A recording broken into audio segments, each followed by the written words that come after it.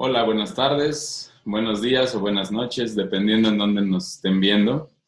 Eh, Mi nombre, antes que nada, es Pedro Navarro Pérez. Tengo un doctorado en química en la Universidad de Leiden en Holanda, en una formación en la licenciatura y la maestría en la UNAM. Eh, Me volví parte del comité científico de Actives hace unos meses y vengo hoy a presentarles a tratarles de explicar de forma muy básica, general, y con ejemplos, los fundamentos biológicos y químicos que llevan o que están detrás de la epigenética y cómo esto es el fundamento de cómo GenomeX puede ayudarnos hoy en día con todos los padecimientos crónico-degenerativos que presentamos debido al estrés oxidativo. Entonces, fundamentos biológicos y químicos. Para esto, lo más importante, espero que al final de la presentación ustedes puedan recordar algunas de los siguientes conceptos o ideas.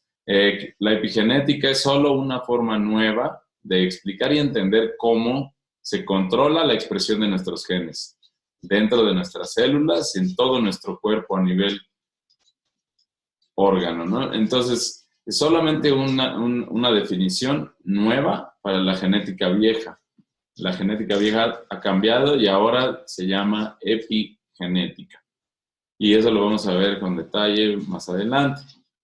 En esta nueva forma, ya no se culpa a los genes 100% de generar enfermedades pues crónico-degenerativas que terminen en la muerte, como diabetes o Alzheimer, sino que ahora se trata y se acepta que parte del 30% de esta probabilidad de que uno presente la enfermedad está relacionado con uno mismo, cómo uno mismo está y cómo está en su entorno. Y por eso el entorno tiene otro 30% básicamente de influencia en que nosotros estemos bien para que nuestro gen esté bien. Nosotros influenciamos nuestros estados de ánimo, influencian hoy en día. Se han encontrado pruebas bioquímicas, como les voy a platicar más adelante, en las que hay una relación entre que si uno es feliz o no, para que tengas o no la disposición genética de generar estas enfermedades. Entonces, los padecimientos crónicos degenerativos que ataca Genoma X se logran al regular la producción de radicales libres en el cuerpo, pero se hace desde la fuente, y esta fuente son los genes. Otros antioxidantes que uno toma o productos de competencia, por ejemplo, lo que hacen es enviar al cuerpo, al torrente sanguíneo, moléculas que tienen la capacidad de reaccionar con estos radicales libres y eliminarlos, ¿no? Pero ya están en el medio, ya te estuvieron molestando, ya estuvieron afectando tus células, tu ADN, tus proteínas, pero ahora echamos como una cubetada de antioxidantes, ¿no? Que son estas curcuminas o complementos alimenticios. Pero lo que hace Genoma X y por lo que es tan potente y tan prometedor es que lo hace desde la fuente, regula los genes que generan a estos radicales libres. Entonces apaga, cierra la llave que genera los radicales libres en lugar de echarle cubetadas de agua. Es como un ejemplo de un incendio.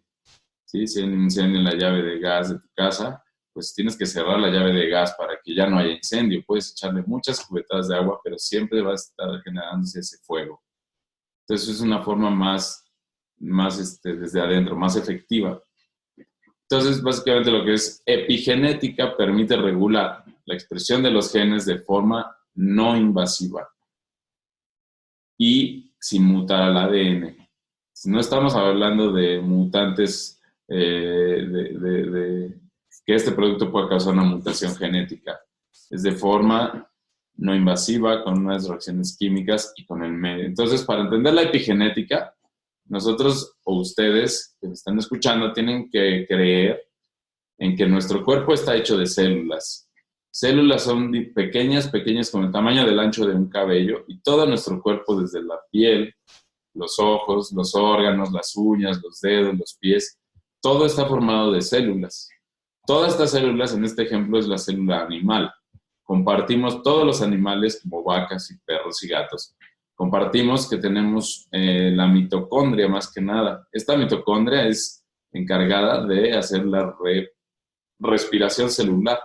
Eso quiere decir que la mitocondria es la que realmente se come los nutrientes que nosotros comemos en la dieta, ¿sí? Básicamente en las células del órgano en donde se deba de consumir estas moléculas, como la insulina, el azúcar en el hígado, las grasas en el estómago. O sea, básicamente cada órgano tiene sus propias células que tienen encargado de comerse un cierto nutriente, ¿no? Entonces, las mitocondrias son muy importantes y son muy importantes también en toda la historia de McCord respecto al control de producción de radicales libres. Otro organelo o dentro de la célula que va a ser muy relevante para esta plática es el núcleo. El núcleo está dentro de la célula y el núcleo tiene una pared celular, pared nuclear, perdón, así como la célula tiene su pared celular.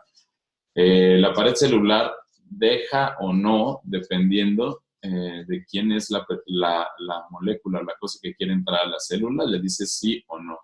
Entonces, para entrar a la célula hay que traer una invitación o ser alguien muy importante que cuando llegues a la célula te digan adelante.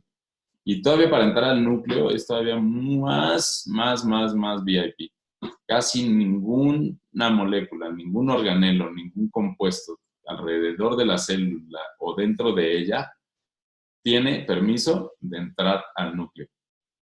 Y adivinarán por qué, pues porque en el núcleo encontramos al ADN, ¿cierto? En el ADN, sí, también deben de creer que adentro del núcleo existe un ADN y que ese ADN es más o menos esta cadena que aparece aquí en la diapositiva de colores, pero yo prefiero aquí ejemplificarla con un cable, un cargador. Es una cadena que primeramente es una cadena única de casi 2 metros de largo, así como pueden ver. Esta cadena de ADN empieza a doblarse, primero por la mitad, después empieza a enroscarse sobre sí misma, ¿sí? Y finalmente, pues empieza a hacer todas estas formas, ¿no?, de empaquetamiento. Pero lo importante del ADN es que contiene nuestra información genética. Nuestra información genética quiere decir que contiene, que sabe, si alguien lo puede leer, para qué célula va a ser este ADN, para qué órgano va a funcionar cada célula. Todas nuestras células contienen el mismo ADN, dado que el ADN es único y particular de las personas. Entonces, nuestras células, antes que sean definidas si son de ojo, de corazón, de cerebro o de piel, pues todas las células son iguales y tienen el ADN adentro.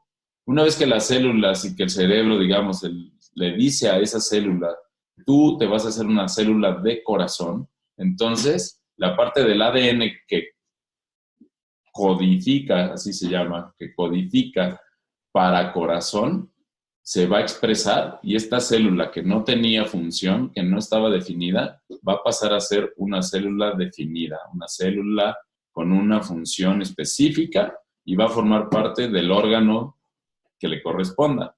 El órgano en un hígado, pues es muchísimas células de hígado, muchísimas células de corazón, muchísimas células de ojo, hacen un órgano, ¿cierto? Pero todas estas células contienen lo que llamamos código genético. Y gracias al trabajo del doctor McCord y de otros durante casi 13 años, fue que se logró finalmente leer todas las letritas que están dentro de este ADN y imprimirlo en hojas y hojas y hojas de información, secuencias de nuestras letritas. Y si yo comparo las mías con las de mi vecino, ninguna es igual. Nadie tenemos el mismo ADN. Pero si yo hago ejemplos de cada una de mis células, todas ellas van a mostrar exactamente el mismo código genético.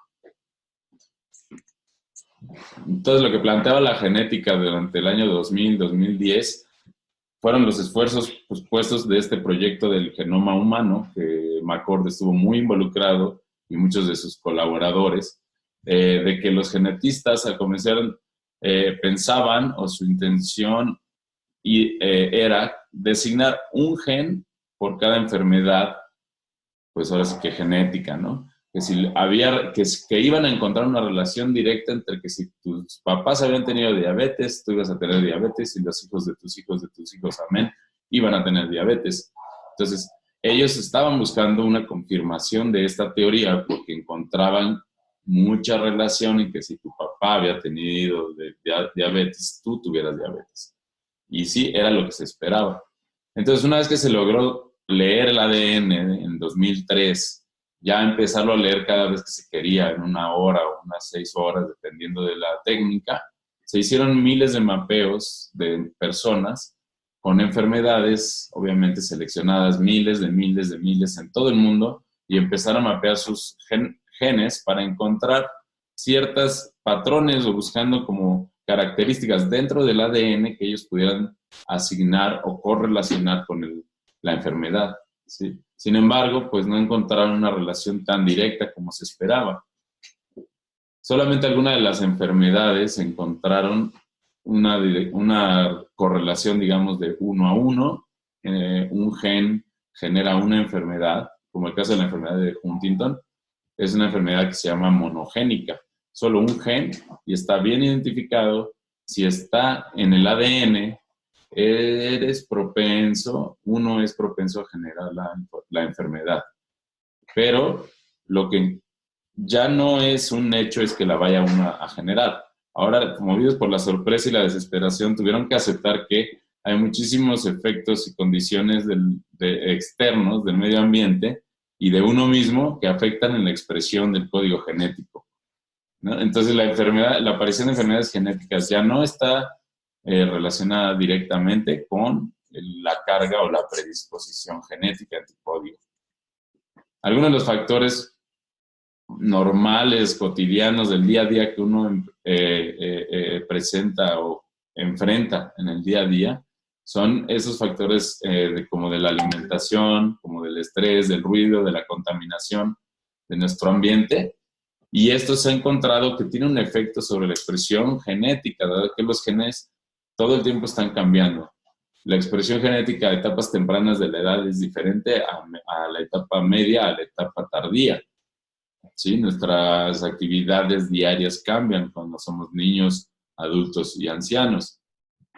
Además de esto, las células están constantemente recibiendo señales de todos lados del cerebro, de las células aledañas, de todos lados, para estar todo el tiempo reaccionando a su medio ambiente.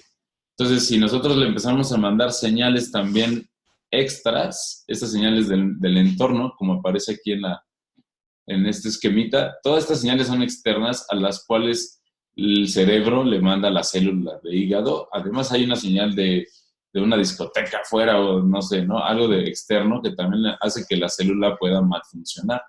Y esto genera mutaciones y esto genera problemas degenerativos.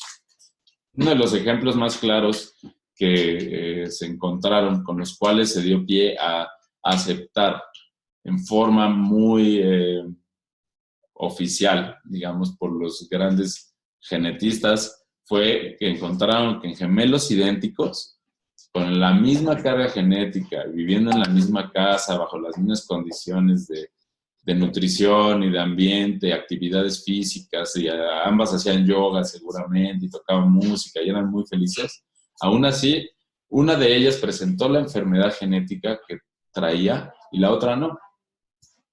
Así nada más. Entonces dijeron, pues no es, el gen no es destino, ¿sí? El gen no es destino, hay algo más, debe de haber algo más. Entonces empezaron a ver, una de las cuestiones que pudieron correlacionar como un factor directo fue la alimentación, una mala alimentación a una buena alimentación. Y esto dio pie también a lo que se conoce como la nutrigenómica, que es el control o la expresión, la regulación de la expresión genética respecto o basada en la alimentación, ¿no? Y otro factor que se encontró, aunque este se reconoció como que afecta de forma indirecta, es el estrés que tenemos todos nosotros en la vida diaria, en el trabajo y en todos los lugares donde estamos bajo condiciones de estrés. Este no es el mismo estrés del estrés oxidativo que habla McCoy. Ese es completamente diferente, pero es también muy relevante. Entonces, una vez que he terminado con la parte como biológica, un poco ejemplificando qué pasa, qué ha pasado, cómo ha cambiado, es una terminología nueva, la epigenética, es la evolución de la genética de los 2000. Se acepta que ya no hay una relación directa entre gen y enfermedad, sino que hay toda esta cuestión de factores externos y todo esto. Pero bueno, para ir más adentro, quien pueda seguirme, ahora hay que ir, ustedes que me están viendo, tenemos que ir todavía más adentro del sombrero del conejo. Todavía meternos a un mundo más chico. Imagínense que ahora estamos no solamente dentro de la célula, sino estamos adentro de su núcleo. Y dentro de su núcleo hemos puesto el ADN, ¿sí? El ADN bien envuelto, bien empaquetado, está dentro del núcleo, que está dentro de la célula y que está dentro de mi cuerpo, ¿sí? Entonces yo con esto les invito a que echemos una mirada cercana al ADN y a ver qué es lo que le pasa cuando aparecen señales o control epigenético. ¿Cómo funciona a nivel molecular, a nivel chiquititito de un nanómetro, que es una milésima parte de un micrómetro, y un micrómetro es una millonésima parte de un metro? Chiquito, pero no tanto, ¿sí? Se puede ver y podemos pensar o imaginar, imaginémoslo. Yo no tengo un ADN aquí en mi mano, pero este cable hace las mismas que ADN y hasta se ve igual, ¿cierto? Aquí lo tengo, aquí como la parte, ¿no?, envuelta de allá, y luego aquí empieza a salir y se empieza a ver más bonito como el ADN, pero bueno, o sea, todo está dentro de la célula, todo está dentro del núcleo, ¿sí? Entonces, el ADN se empaqueta en forma de cromatina, luego nucleosomas o cromosomas. En los cromosomas es donde reside toda nuestra información genética, y los 46 cromosomas que tenemos los humanos hacen el genoma humano. Entonces, nosotros podemos empezar a estirar. Existen factores dentro de la célula también y dentro del núcleo, como nuestro factor NRF2, el cual tiene la capacidad de ir y entrar al núcleo celular. Imagínense eso, es súper VIP nuestro NRF2. Tiene chance de entrar al núcleo. Casi ninguna molécula externa, al menos al núcleo, puede entrar y salir como si nada, y ir a ver y leer el ADN que tiene. El NRF2, eso es lo que hace, viene, entra al núcleo, llega donde tenemos el ADN y lo empieza a estirar, ¿sí? Y lo empieza a estirar y lo empieza a leer. Entonces empieza a leer en diferentes secciones del ADN, en donde se tiene una adenina, una guanina, una citosina, una timina, y así está leyendo uno por uno las bases que tiene el ADN, el genoma, está leyendo, pero es como leer chino, ¿no? Es solamente NRF2 entiende lo que está leyendo. Y empieza entonces a decirle a la célula que ya encontró la parte que dice, hagan una célula de hígado. Aquí estamos en el hígado, sí, que hagamos una célula de hígado.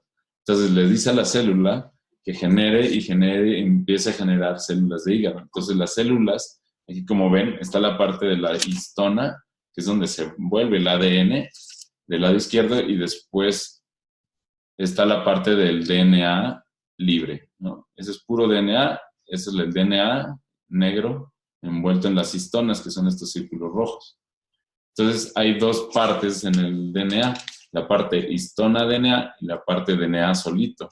En estas secciones de ADN aparece el gen que codifica para el músculo, por ejemplo, y el gen que codifica para el hígado.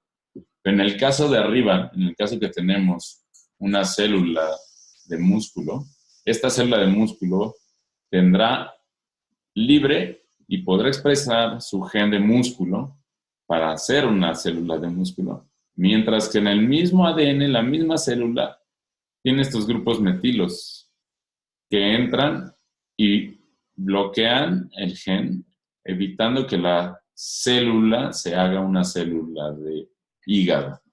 Pero la información de ser una célula de hígado o de músculo o de páncreas está en el mismo ADN. en todo el ADN. El ADN tiene la información para cualquier cosa que nosotros necesitamos. Solo depende de cuándo le estamos expresando y cuándo estamos bloqueando la expresión, ¿no? Entonces, en el ejemplo de abajo ahora es al revés, es una célula de hígado. En el caso de las histonas, aquí vemos cómo se puede metilar o acilar, que eso ahora tendrá un efecto epigenético, pero ahora en esta sección donde está el gen de hígado, no tenemos metilaciones. ¿Por qué? Porque estamos en el hígado y queremos que este gen se exprese. Entonces, la célula misma deja que este gen se exprese, mientras que en este caso ahora metilamos la zona del gen de músculo y el gen de músculo se apaga. ¿Sí? Entonces, con pequeñas metilaciones sobre el ADN o acilaciones sobre la histina, son las pruebas químicas que se han encontrado a partir de estudiar gente que ha tenido efectos epigenéticos en sus enfermedades. Han encontrado que están metilados o aciladas los ADNs o las partes de las histonas.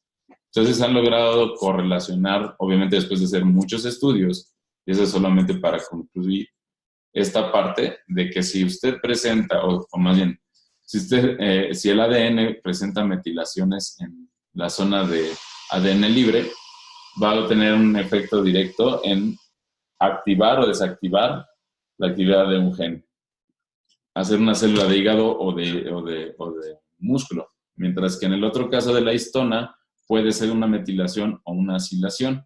En el caso de la metilación se hará una represión del gen, mientras que si se acila, esto generará que el gen trabaje más rápidamente. Entonces, tenemos que decir que la dura genética ha tenido que relajarse y ha tenido que readaptarse a volverse epigenética.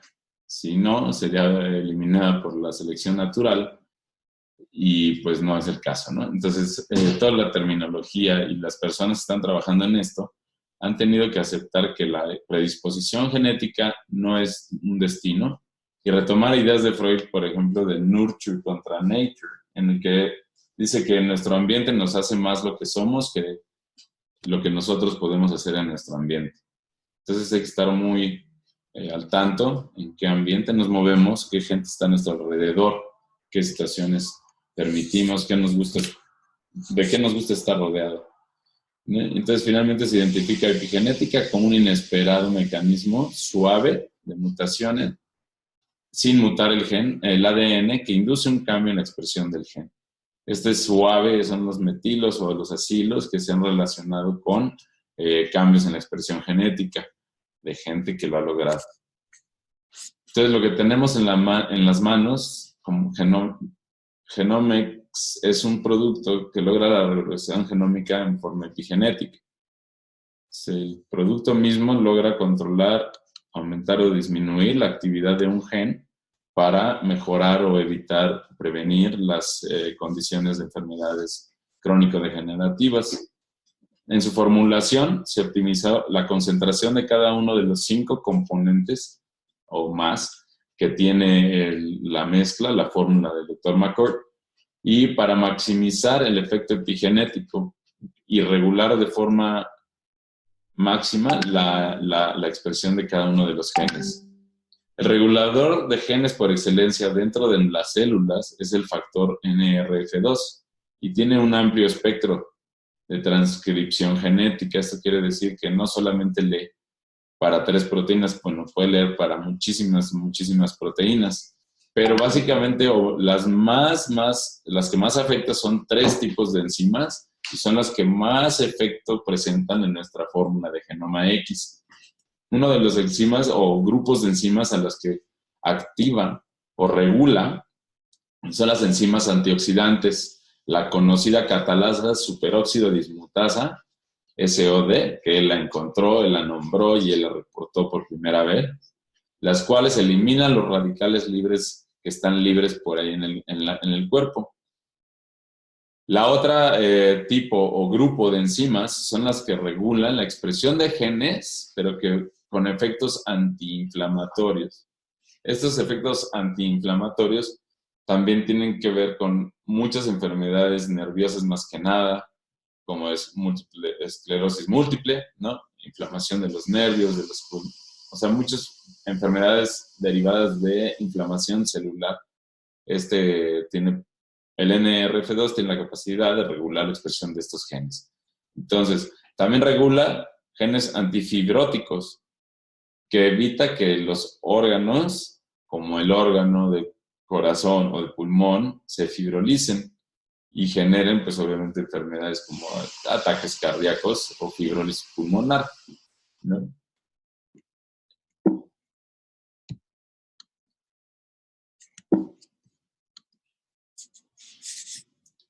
Entonces, yo trataré después de hacer más pláticas relacionadas un poco a los avances o a los fundamentos científicos, bioquímicos que tienen nuestro producto de Genoma X, más que nada voy a tratar de hacer hincapié o presentaciones para cada una de estas enfermedades.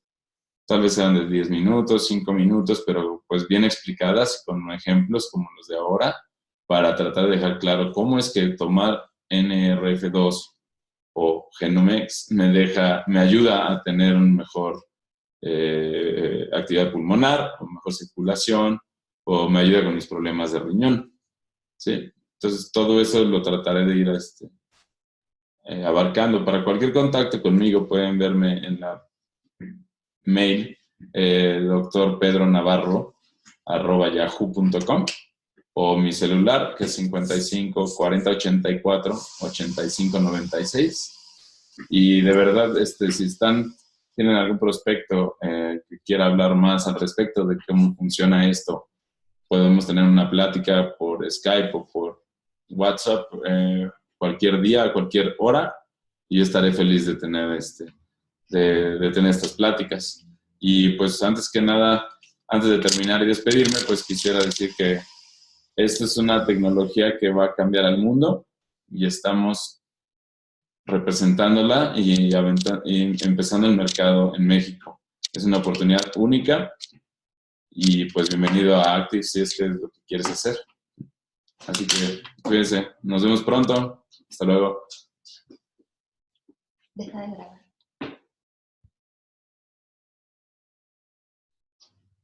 ¿Este rojo? Eso. Ya. A ver, ahora sí vamos a ver tu